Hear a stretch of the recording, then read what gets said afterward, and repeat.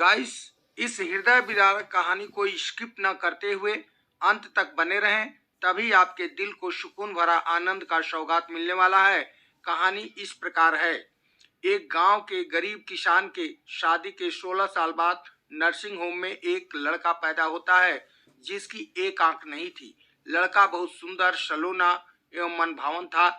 बच्चे के माता पिता को पुत्र प्राप्ति का सुख तो बहुत अधिक मिला, पर एक आंख ही नहीं है। यह बच्चा काना है। बच्चे की मां ने पूछा नर्स से कि इसका कोई उपाय हो सकता है। नर्सिंग होम के नर्स ने कहा कि हाँ, इसका उपाय है। तुम दोनों में से कोई अपनी एक आंख दे दे तो वही आंख बेटे में फिट हो जाएगी। तो बच्चे की मां ने अपने पति का चेहरा देखने लगी तो पति ने कहा कि मैं जिस समाज में रहता हूँ वहाँ लोग मुझे काना कहकर पुकारने लगेंगे तो मुझे मंजूर नहीं है। बेटा काना ही रहेगा तो क्या हुआ। इस पर माँ का कलेजा जलने लगा। बच्चे की माँ ने अपने पति के नजरों में नजर डालकर बोली कि तू समाज के लिए बना है, मैं अपने दिल के टुकड़े के लिए अपनी एक आंख देकर उसे और सुंदर और सलोना एवं मनभावन बनाऊंगी। माँ अपनी एक आंख बच्चे में प्रत्यारोपित कराकर बहुत खुश होती है कि हम दोनों का सहारा यही बेटा बनेगा। इसे खूब पढ़ाऊंगी लिखाऊंगी जिससे एक दिन बड़ा आदमी बनेगा। अब ये पति पत्नी अपने बच्चे को प्यार से लालन पालन करने लगे। बच्चे के भविष्य के प्रति सपने बुनने लगते हैं कि बच्चे को एक अच्छे स्कूल में पढ़ाएंगे। किसानी से खर्च पूरा नहीं होगा तो हम दोनों मजदूरी कर खर्च को पूरा करेंगे।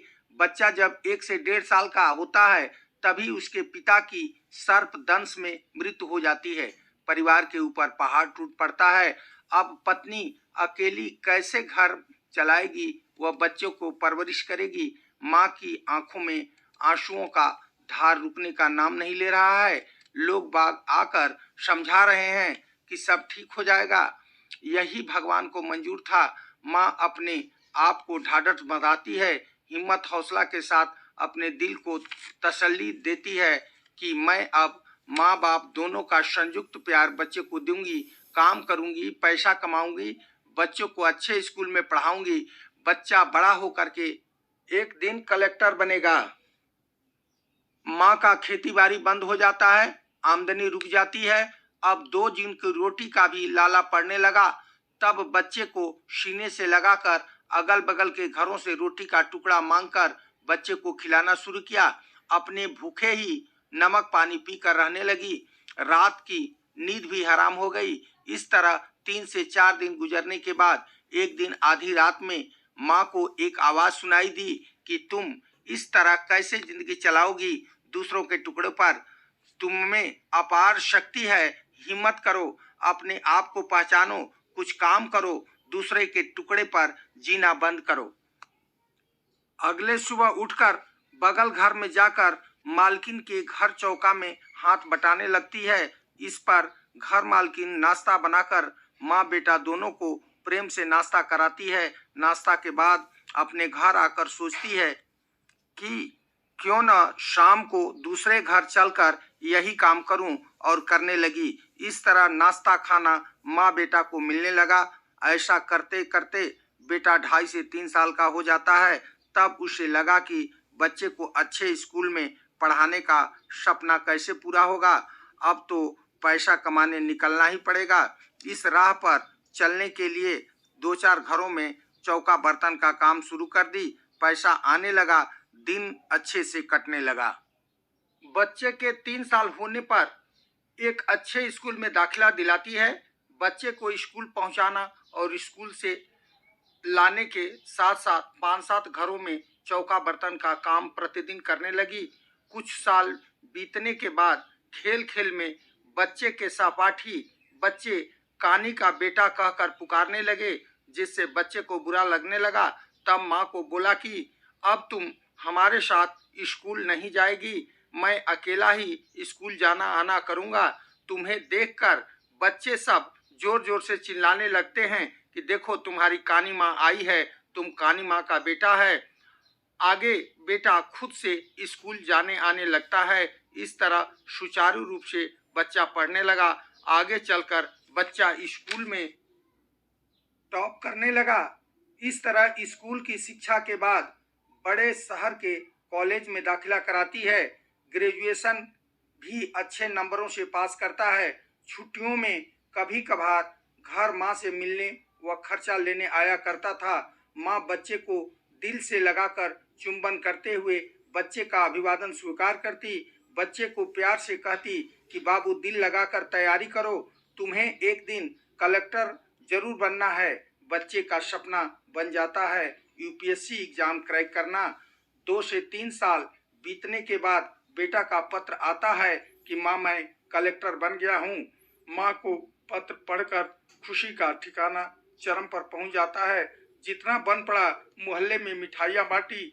बच्चे के घर आने का इंतजार करते करते 2 से 3 साल गुजर जाता है। माँ बच्चे के आने के सपने बुनने लगती है कि कब हमारा बेटा आएगा। आगे बेटा का खत आता है कि माँ तुम दादी बन गई हो।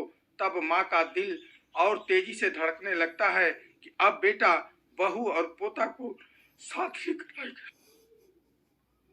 इसके लिए घर लीप बाढ़ कर अच्छा रखने लगती है।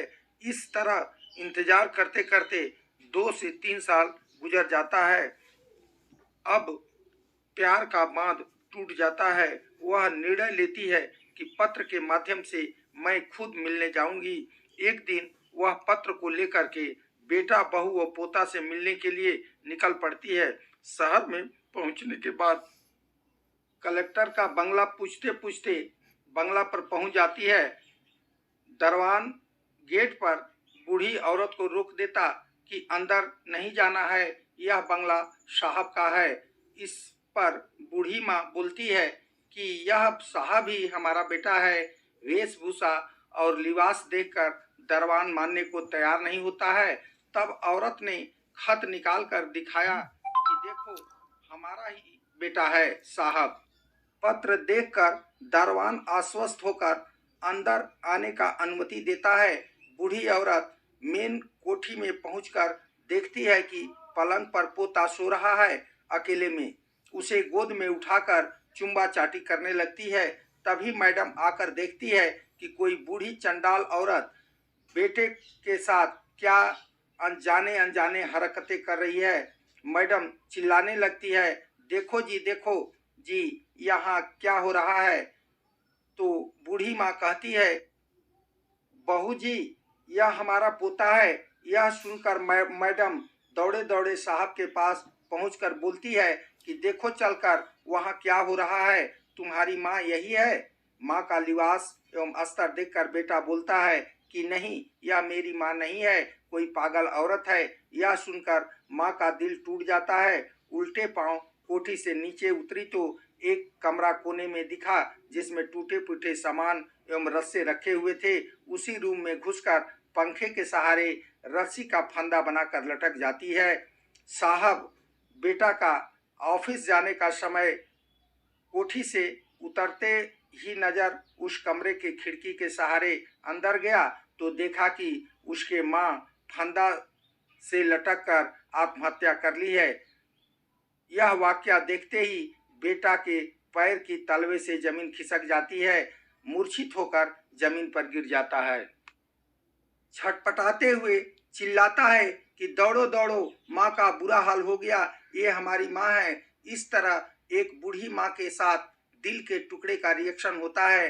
क्या एक माँ बाप अपने औलाद को इसी उद्देश्य से पालन पोषण कर कामयाब बनाता है?